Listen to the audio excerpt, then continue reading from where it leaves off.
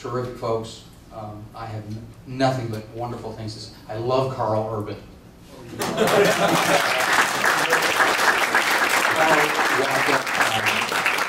Patrick was actually with me on the set, and Carl Urban came over.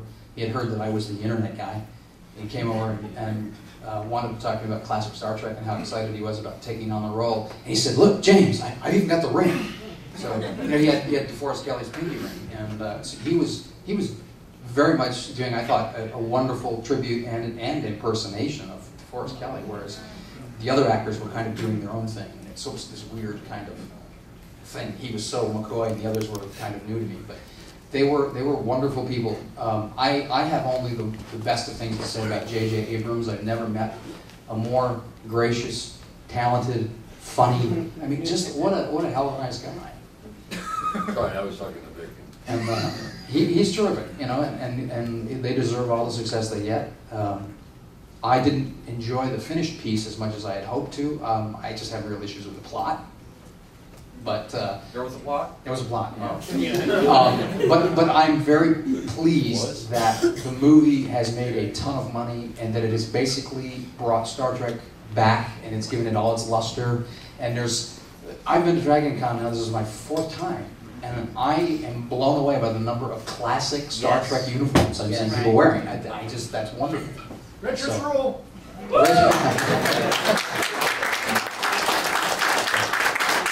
Vic has to leave us, but... Yeah, I have another event I've got to go to, but thank you guys so much for allowing me to join you, and we will certainly look forward to hearing and talking more with you about new voyages, and thanks so much for joining us this week. And Gil has to leave us also, folks.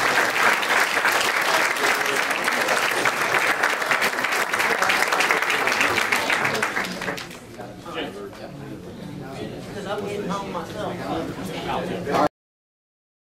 I see somebody. Yeah, do you like forget you had killed Chekhov as well? I can't hear you, sweetie. Oh, did you forget you had killed Chekhov or what? No, I never wanted to kill Chekhov. Okay. That was D.C. Fontana wanted to kill Chekhov. I had to find a way to fix it. There is actually another cutout with a alternate ending. Oh my God, speaking of red shirts. What did it take to get here? Oh my God. You don't want to know, man. Anybody else? Yeah. Hi, James. Scott from the Two True Freaks podcast. From the what? Two True Freaks podcast. Two True Freaks? I got 2 quick questions for you. Okay. Do you do podcast interviews? I certainly do. All right, I'll talk to you later. All right. The other one is, I feel you on the new Star Trek, and I'm wondering how you personally reconcile it. Do you just see it as a completely different alternate universe? It is. It's apples and oranges, and I think you can if you look at it that way, you can enjoy it. You know, I don't think it's a bad film. I just think it had a terrible plot. You know, as far as Star Trek is concerned, I thought it had things that just didn't make sense to me. Like 2 things that bugged me. Here's this massive Romulan ship in orbit around Vulcan, and they don't know it's there.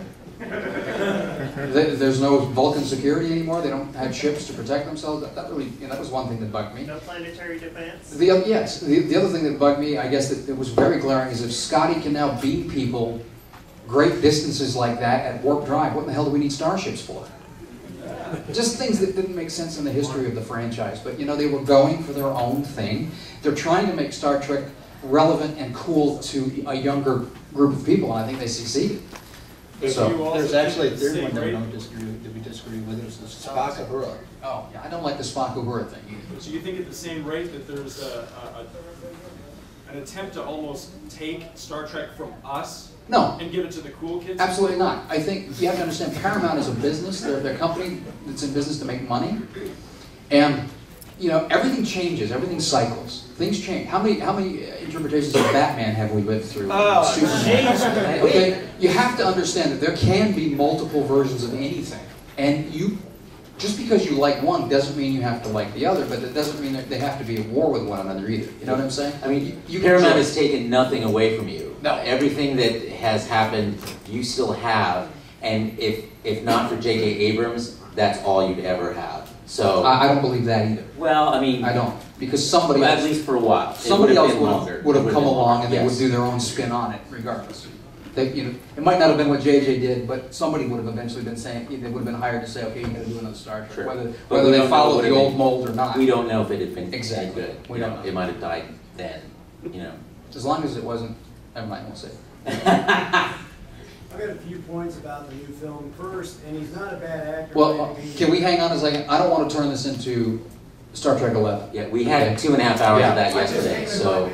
Yeah, I really don't want to do that. I actually was supposed to be on a panel last night, but I didn't know that I was supposed to be on this panel last night. And I'm not here to bash the film. Please don't, misunderstand me.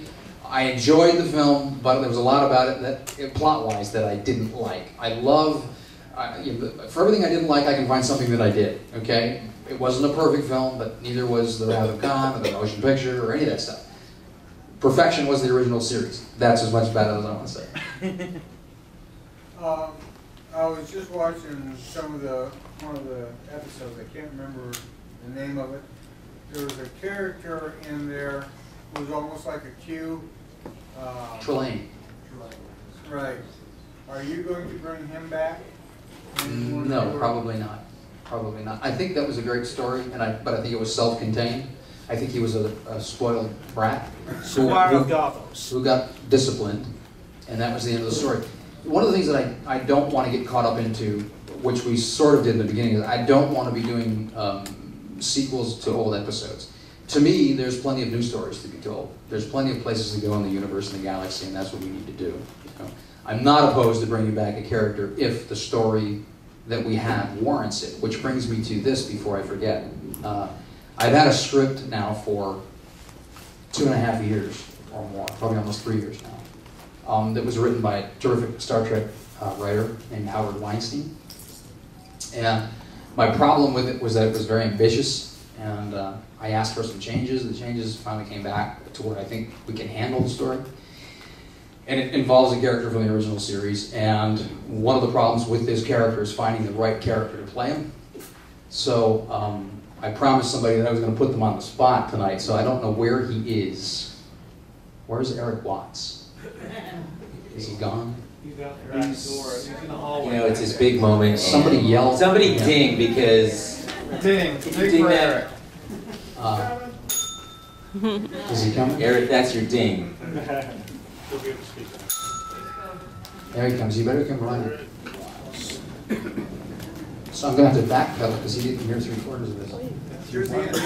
Eric, come up here, please, sir. Mr. Watts.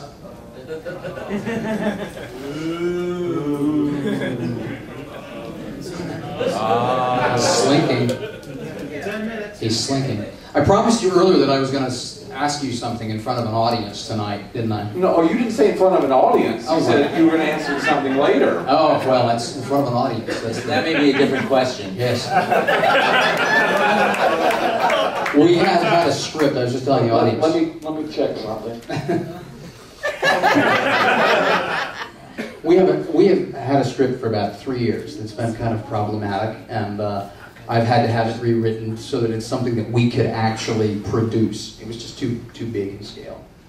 And it involves a character that is very difficult to cast, and it's been a rough road, but it's one of these things that I would like to start getting on a calendar.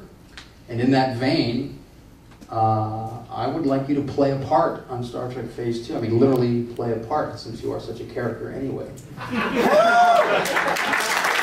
Don't you think? So, take a moment. I would like you to play